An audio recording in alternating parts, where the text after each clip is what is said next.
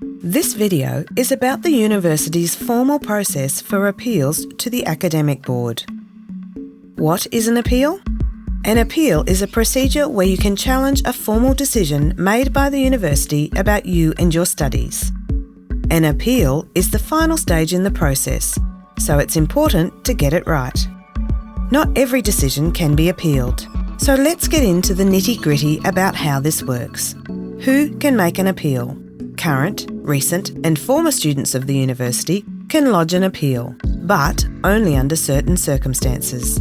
Prospective students can also appeal a decision if it relates to course selection. When can I appeal a decision? Because an appeal is the final stage of disputing a formal decision, you can't just jump straight to it. Each university process has its own path towards the final appeal stage. For example, these are the stages for a special consideration appeal. Firstly, you lodge an application with SEDS. If your application is unsuccessful, you can request a special consideration review by making a submission via the link which is sent to you in the outcome email. If the SEDS manager decides that your application is still ineligible, then you can raise a formal grievance with Academic Registrar. If you are not happy with the finding of the Academic Registrar, then, and only then, you may be able to raise an appeal with the Academic Board. These are the stages for a complaint. First, you raise the matter with the person or department where the issue first occurred. If you are unhappy with the answer, you then raise the matter via email with the head of department. If you are unsatisfied with the outcome, you can raise a formal grievance with the Academic Registrar. If you are not happy with the finding of the Academic Registrar, then, and only then, you may be able to raise an appeal with the Academic Board. Whereas, these are the steps that lead to a CAPC appeal. First, there is a show cause hearing with the Academic Progress Committee. If you are unhappy with the findings of the committee and have grounds to do so, then you can raise an appeal with the Academic Board. Similarly, here are the steps towards an academic or general misconduct appeal. You meet with either the faculty staff for academic misconduct issues or with the Academic Registrar for general misconduct matters. If you are unsatisfied with the outcome of the meeting and you have grounds to do so, you can raise an appeal to the Academic Board. And finally, these are the stages that lead to a selection appeal. You first make an inquiry with the selection staff requesting feedback on why your application was not successful. If you are unhappy with the answer, you can request a formal review of the decision with the Director of Students and Equity. If you disagree with the finding of the formal review, you can then raise an appeal to the Academic Board, but only if you have grounds to do so. As you can see, you can only make an appeal after you've followed the correct process and been dissatisfied with any of the outcomes that you receive at each of the stages mentioned. Who do I appeal to?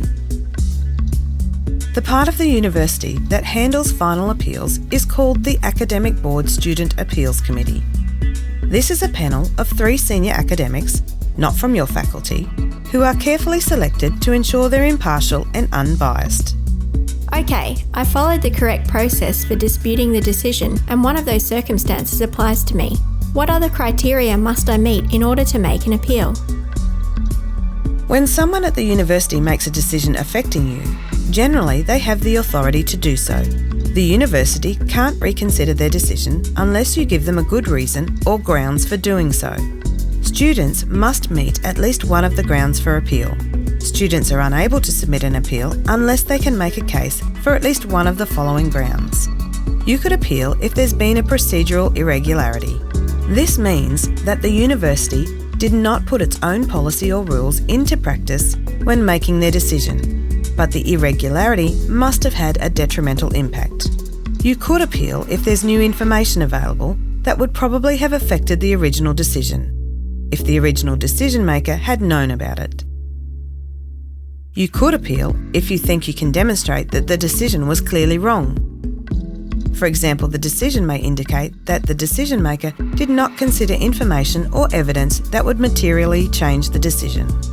You could appeal if the penalty you received was excessive, or if the penalty issued was not authorised.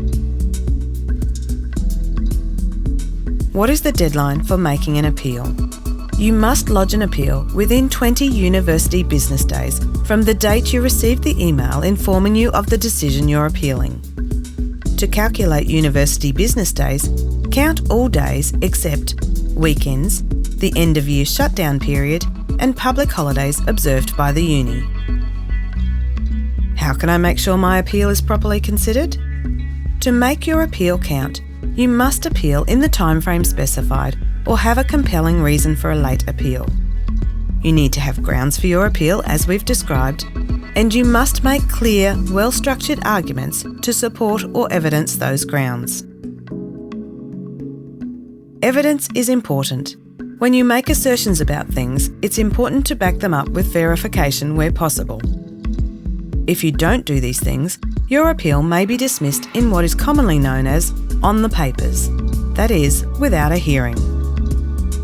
Okay, I believe I have grounds to lodge an appeal. Where do I start? To get your appeal underway, head to the Student Appeals page on the university's website and select the type of appeal you want to make. You'll find step-by-step instructions for what to do on each page. The UMSU Advocacy Service can assist you at any stage of your appeal, but we strongly encourage you to get in touch with us early.